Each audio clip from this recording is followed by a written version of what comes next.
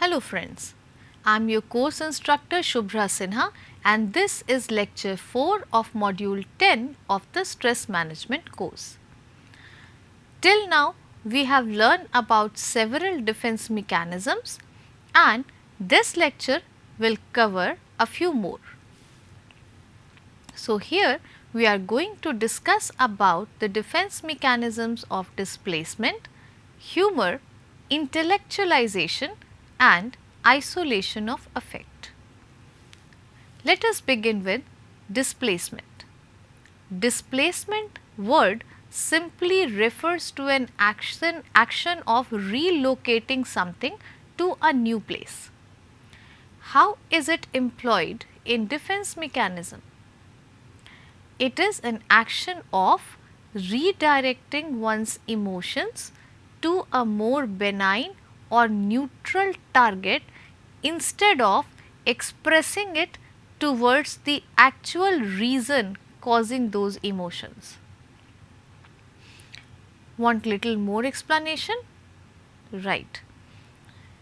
You might have noticed that sometimes when we are badly scolded by our teachers or by our bosses, we go back home and expresses all our anger either to our younger siblings or to our mother or to our wife. Why we do this? Because teacher or boss is a powerful figure.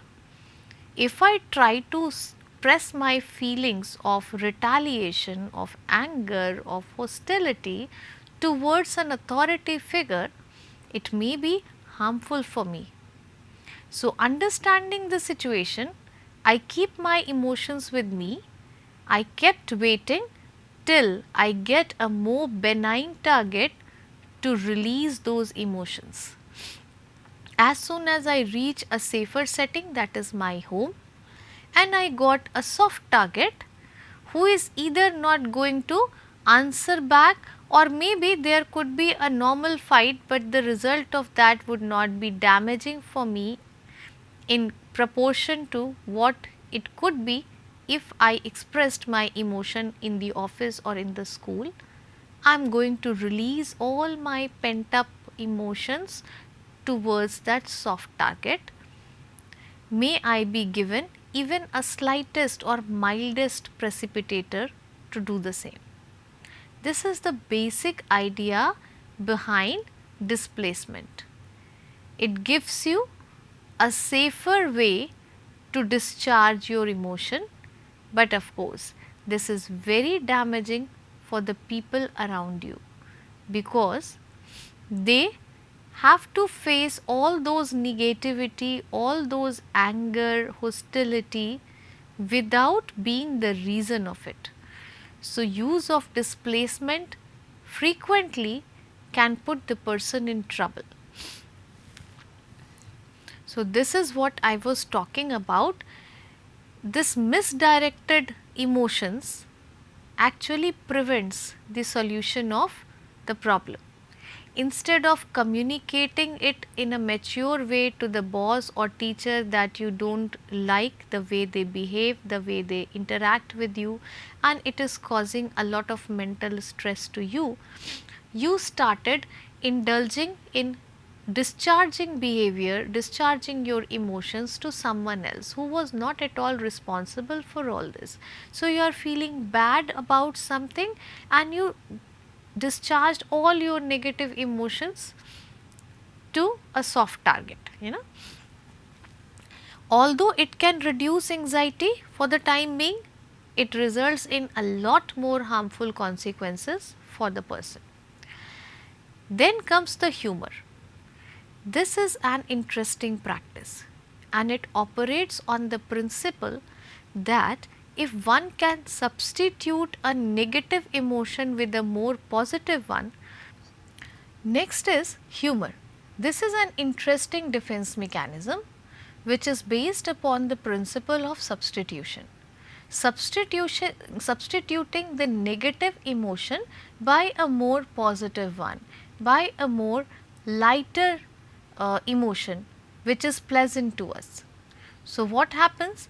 you might have noticed that during a very intense discussion, if somebody comes with a very hilarious note, maybe a folk tale which is based on some humorous sequences, or a comical tale of someone in a eulogy, this is going to reduce the stress immediately. Everybody connects to it, starts laughing, and the whole perception about the scenario changes.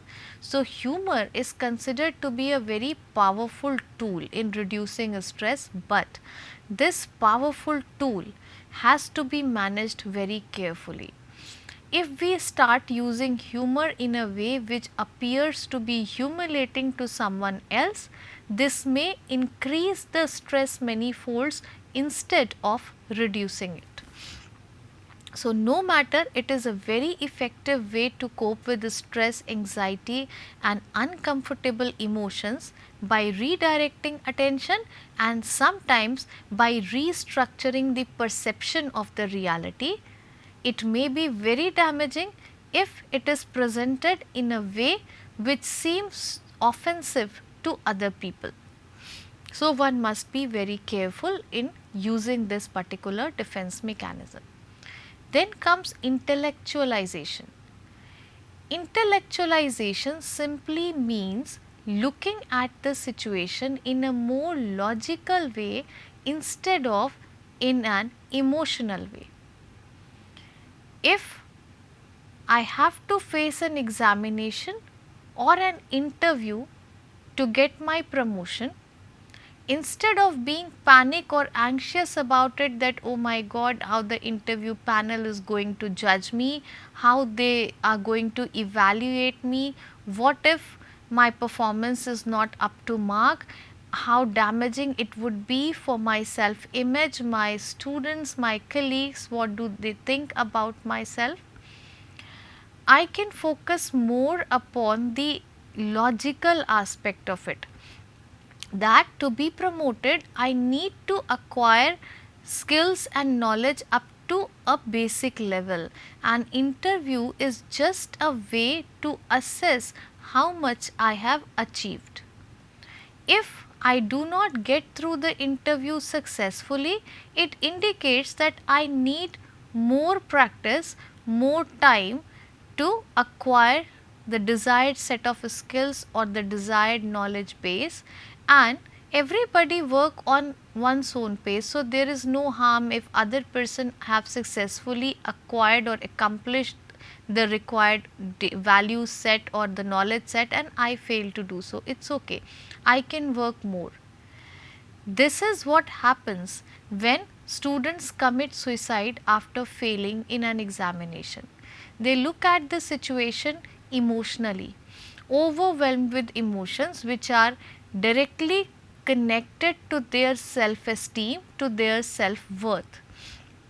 Instead of that, if they simply look at the situation more logically, that is, the examination is simply a way to assess how much I have learned throughout the year, where I am lacking, on which points I need to focus more, I can be more relaxed and can feel encouraged about working more to crack the examination successfully. So, intellectualization is a way of dealing with the situation in a more logical or objective way instead of getting emotionally involved with it, that too unduly. It avoids and sometimes reduce emotional distress, but if I am very much habituated to this practice, sometimes I may fail to notice the delicate emotions related with the situation. I can appear emotionally numb to other people who always talk about the logics and explanations, completely denying the presence of emotions that can be there with the situation. Here is the next defense mechanism known as isolation of affect. What happens that every situation, every interaction is accompanied by some kind of emotion, they may be good or bad. If the emotions experienced by us are good, we want to continue with them, we want to relive the moments, we want to keep talking about those memories, about those incidences, because those incidences and memories make us feel happy immediately. On the other hand, if the associated emotions are bad, they are painful, they cause anger and agony, or they somehow feels humiliating for oneself, one wants to do away with those kind of emotions. What can we do? We can either turn towards the mechanisms of suppression or repression, or we can make use of isolation of affect. If I repeatedly talk about that thing, if I repeatedly review that particular incidents happening, I can detach my emotions from the situation. With the passage of time, emotions on itself also vanishes, they get reduced in terms of their intensity. So, this is the appropriate time when I can detach my emotion from the situation or the happening. You must have watched people talking about their childhood mistakes in a very objective manner, and they present them to others as an opportunity to learn something about human behavior, about how our mind works and how we should identify our own faults and rectify them. How does it happen? They can do it because now they have detached the feeling of shame and guilt from what had happened. Similarly, you might have noticed that people who undergo major surgeries or some terminal illness, or sometimes anything shocking if happens in somebody's life, we try to talk about more and more about it. We try to discuss it with everyone, and we notice that when we discuss about that particular sad or emotionally pinching event for the first time, we get emotional, for the second time we get emotional, but from the third time we find our emotions getting numbed.